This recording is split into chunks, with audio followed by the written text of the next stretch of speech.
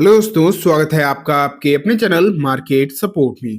दोस्तों, आज की इस वीडियो में हम बात करने वाले हैं बजाज हाउसिंग फाइनेंस के शेयर के बारे में।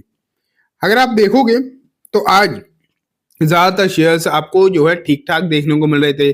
कुछ ओवरऑल अगर आप ब्रेड देखोगे ना मार्केट की, तो वो आपको डाउन ही दिखाई दे रही थी। मतलब एडवांस डिक्लाइन रेशियो में भी आपको एडवांसेस कम, डिक्लाइन ज्यादा देखने को मिल रहे थे। लेकिन बजाज हाउसिंग फाइनेंस को अगर हम देखें तो आपको जो है ठीक ठाक सा देखने को मिल रहा था। भले ही ये शेयर बहुत अच्छा नहीं चल रहा, ये तो हम सब जानते हैं। सिचुएशन जो है कोई बहुत अच्छी भी दिखाई नहीं दे रही, लेकिन इसके लिए कुछ पर्टिकुलर खबरें या कुछ पर्टिकुलर ब्रोकरेज फर्म जो है वो इसके लिए सही कमेंट्री कर रहे हैं, ठीक ठाक कमेंट्री कर रहे हैं। उसके बारे में आज की इस वीडियो में हम जानेंगे। लेकिन साथ में दोस्तों, दो और शेयर्स भी ऐसे हैं जिनके बारे में हमें जानना है, तो वो भी हम देखेंगे। तो चलो स्टार्ट करते हैं। सबसे पहले मैंने आपके सामने रखा है ये काउंटर, एंड अगर आप यहाँ पर देखें तो बजाज हाउसिंग फाइनेंस का जो शेयर है 126 रुपए 70 पैसे पर आज आपको क्लोज होता हुआ नजर आया। अगर अब बात उतार चढ़ाव की करें तो लगभग लगभग 1% के आसपास की तेजी का माहौल आपको यहाँ पर देखने को मिला है। और बहुत बड़ी तेजी तो श्योरली नहीं है, 1% के आसपास की है, लेकिन ठीक है, एटलीस्ट गिरावट नहीं है। क्योंकि आजकल आप जानते हैं कि शेयर के हालचाल कोई बहुत अच्छे तो दिखाई दे नहीं रहे। इस समय में अगर ये शेयर बहुत ज्यादा नहीं गिरा तो ये भी अपने आप में ठीक ही है। तो ये सिचुएशन आपको नजर आई है। लेकिन अगर हम ऊपरी स्तर से देखें तो 1% लगभग लगभग आपको ये काउंटर जो है नीचे आकर बंद होता हुआ नजर आया है। ये सिचुएशन इस काउंटर में बनी है। अगर हम बीते कुछ दिनों की बात करें भी तो महीने भर में आपने अगर इस काउंटर को नोटिस किया है तो ये डाउन है, 4-5% आपको नीचे देखने को मिल रहा है। ओवरऑल अगर आप देखो 23-24% ये काउंटर नीचे है। एंड ऊपरी स्तर से अगर इसे देखा जाए तो ये काउंटर लगभग 30-32% नीचे आपको दिखाई दे रहा है। तो ये सिचुएशन यहाँ पर आपको फिलहाल नजर आ रही है इस काउंटर में, ठीक है। लेकिन अब बात आती है कि अभी जो चीजें हैं वो अपनी जगह ठीक है, लेकिन Q3 के नंबर्स आने वाले दिनों में आप देखेंगे, जो कि आपको अलग अलग सब कंपनीज के आते हुए देखने को मिलेंगे एक एक करके। तब ये काउंटर जो है आपको किस तरीके का दिखाई देता है, नंबर्स में किस तरीके की परफॉर्मेंस आपको यहाँ पर देखने को मिलेगी, ये एक इम्पॉर्टेंट बात जो है हो जाती है। ये हम देखेंगे कि आखिरकार नंबर्स किस तरीके के आ सकते हैं। लेकिन उससे पहले एक रिपोर्ट जो है मैं आपके सामने रखना चाहूंगा। यहाँ अगर हम देखें Bajaj housing financiers hovering near all time low level should you add, तो यहाँ पर यही लिखा है कि ऑल टाइम लो के आसपास ये काउंटर जो है अभी घूमता हुआ दिखाई दे रहा है।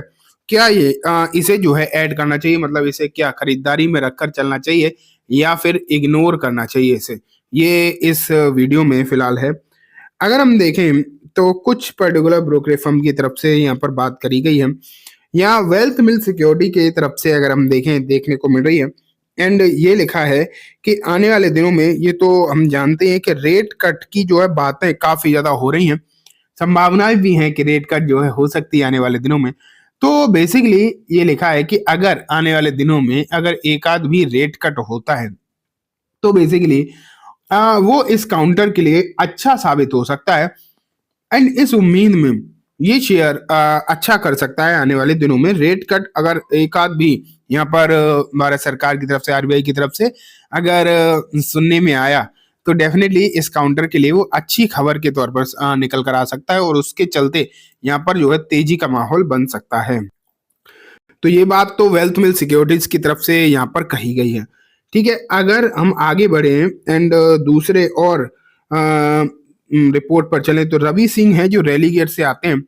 अगर इनका देखें तो इन्होंने लिखा है कि काउंटर जो है 130 के आसपास के लेवल पर अपसाइड में कैप्ड है, मतलब उसके ऊपर अभी इसमें बहुत ज्यादा पोटेंशियल दिख नहीं रहा। तो यहाँ पर इन्होंने कहा है, रवि सिंह ने बेसिकली कहा है कि इस काउंटर को अभी खरीदने के पर्पज से तो नहीं सोचना चाहिए। तो बेसिकली आप अगर देखें तो अलग अलग तरीके की जो है राय इस काउंटर पे जो है आपको निकल कर आ रही है। तो ये तो आपने देखा ही है बेसिकली कि यही मार्केट में देखने को मिलता है। हर एक मतलब स्टॉक पर अलग अलग बटी हुई राय दिखाई देती है। वहीं जिगर एस पटेल अगर हम देखें तो उनका कहना है कि इसकी जो शॉर्ट टर्म में रेंज है वो 140 तक ऊपर में जा सकता है, ये भी आप यहाँ पर देख रहे हैं। तो क्लियरली अगर कहा जाए तो अलग अलग ब्रोकरेज फर्म की राय इस पर ठीक ठाक अलग अलग आपको दिखाई दे रही है। कोई इसमें खरीदारी के लिए बोल रहा है, कोई कह रहा है कि इसमें खरीदारी अभी नहीं करनी चाहिए। ठीक है, तो ये सिचुएशन आप अगर देखें तो फिलहाल आपको नजर आ रही है। अभी अगर हम देखें पिछले कुछ दिनों में इन्होंने डुअल रेट होम लोन जो है स्टार्ट करे थे, एंड ये एक गेम चेंजिंग सेगमेंट इनके लिए साबित हो भी सकता है कि आने वाले दिनों में जब क्वार्टर के रिजल्ट आए तो हो सकता है इन चीज़ों का फर्क यहाँ पर पड़ता हुआ दिखाई दे। अगर इनके लोन डिसबर्समेंट Q3 के नंबर्स में अच्छे देखने को मिल गए तो उसका फायदा हो सकता है आपको नजर आए और नंबर बेहतरीन देखने को मिले। लेकिन उसके लिए तो अभी हमें इंतजार करना पड़ेगा, नंबर्स तक तो एटलीस्ट रुकना ही पड़ेगा। जब तक नंबर नहीं आते तब तक ज़्यादा कुछ कहना भी सही नहीं है।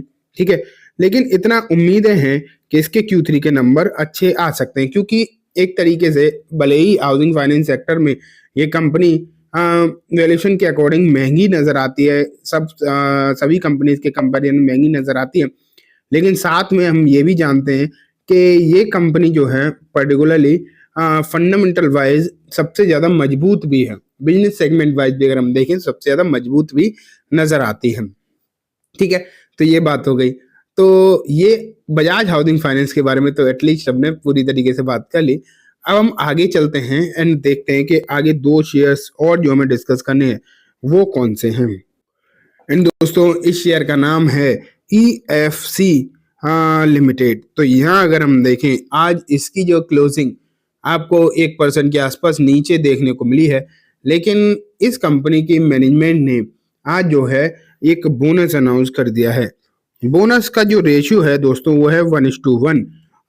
एंड अगर आप देखोगे 1:1 बोनस तो जरूर है, और इसकी बेसिकली अगर हम देखें तो इसकी अभी कोई भी डेट नहीं दी गई है। ठीक है, कोई रिकॉर्ड डेट नहीं दी गई है, लेकिन ये जरूर बताया गया है कि 26 फरवरी से पहले यहाँ पर जो है अनाउंसमेंट हो जाएगा।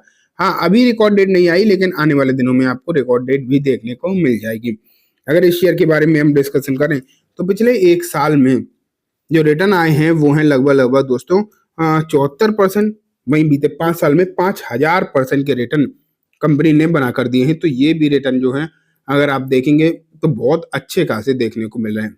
ठीक है, अब लास्ट में हम चलते हैं एक डिविडेंड वाले शेयर के ऊपर। एंड डिविडेंड वाला जो शेयर है उसका नाम है रेडटैप।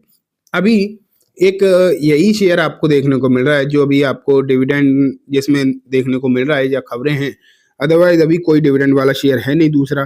तो यहाँ भी अगर हम देखें तो 2 रुपये पर शेयर का डिविडेंड आने वाला है एंड 3 जनवरी इसकी भी एक्स डेट है। ठीक है, तो ये बात हो गई दोस्तों कंप्लीटली तीनों ही शेयर्स के बारे में। उम्मीद है आपको सब कुछ अच्छे समझ में आ गया होगा। अब मैं इस वीडियो को यहीं खत्म करूंगा। जाने से पहले बस एक बार बोलना चाहूंगा, वीडियो अच्छी लगी हो तो इसे लाइक करना, चैनल को भी जरूर सब्सक्राइब करना, जाते बेल आइकन भी दबाना, जिससे कि जब भी मैं कोई नई वीडियो डालूं आपके पास नोटिफिकेशन सबसे पहले आ जाए। एंड दोस्तों ये वीडियो सिर्फ और सिर्फ एजुकेशन एंड इन्फॉर्मेशन पर्पस है, तो इसे किसी भी तरीके की बाइंग सेलिंग के रिकमेंडेशन के तौर पर बिल्कुल भी ना देखें। Thank you.